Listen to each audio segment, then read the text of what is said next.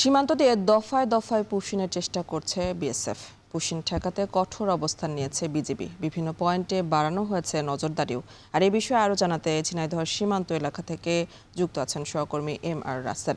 Rasel, push in ঠেকাতে সীমান্তে BGB কি ব্যবস্থা নিয়েছে জানাবেন, আর এই সীমান্ত দিয়ে সবশেষ কবে পুশিন করেছে বিএসএফ?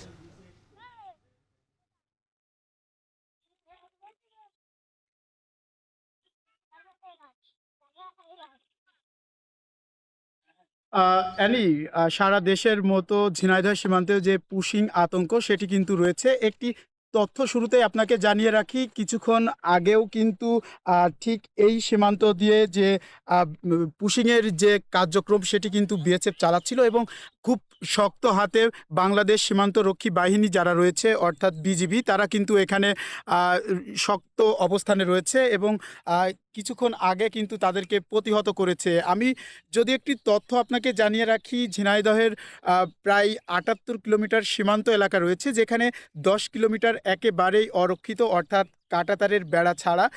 আমরা জেনেছি যে প্রতিনিয়তই এই সীমান্ত দিয়ে দফায় দফায় পুশিংয়ের যে চেষ্টা সেটি কিন্তু চালাচ্ছে এবং সেখানে বিজিবি যারা রয়েছে তারা কিন্তু শক্ত হাতে কিন্তু তারা প্রতিহত করার চেষ্টা করছে। আমাদের কাছে খবর রয়েছে গতকাল কিন্তু আমি যে সীমান্তে রয়েছি এটি ঝিনাইদহের মহেশপুর উপজেলার যাদবপুর সীমান্ত। এই সীমান্ত দিয়ে কিন্তু কয়েকবার পুশিংয়ের চেষ্টা করা হয়েছে এবং সেটি কিন্তু বিজিবি শক্ত হাতে প্রতিহত করার চেষ্টা করেছে এবং তারা কিন্তু সফল হয়েছে। এছাড়াও যে ১২টি বিওপি রয়েছে এই মহেশপুরে, সেই ১২টি বিওপির সীমান্ত এলাকার যে ৩টি সবচেয়ে বেশি গুরুত্বপূর্ণ ধরা হচ্ছে, যার মধ্যে খোসালপুর, সামন্তা এবং যাদবপুর। আমরা জেনেছি গতকাল সামন্তা দিয়ে ১৬ থেকে ১৭ জনের একটি দল কিন্তু পুশিং করার চেষ্টা করেছিল ভারতীয় সীমান্তরক্ষী বাহিনী বিএসএফ এবং সেটিও কিন্তু সফলভাবে তারা প্রতিহত করেছে বিজিবি।